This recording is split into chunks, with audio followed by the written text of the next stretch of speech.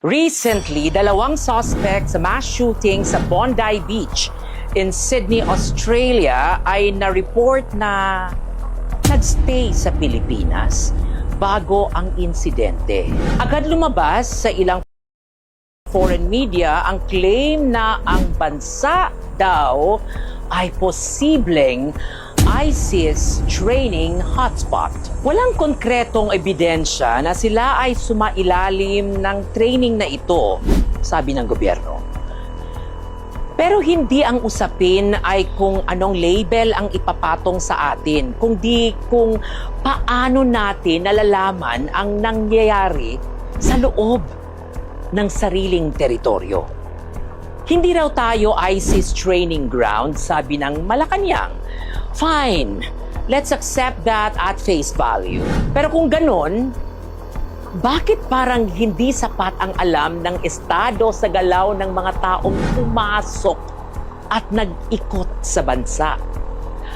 Kung wala namang training, dapat alam natin kung anong ginawa nila dito. Intelligence is not about denying headlines.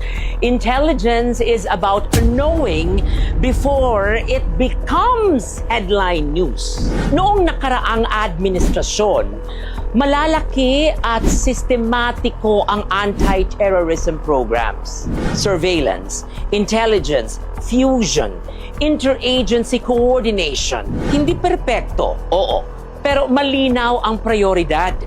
National security unang-unahin. Ngayon, parang humina. Parang napag-iwanan.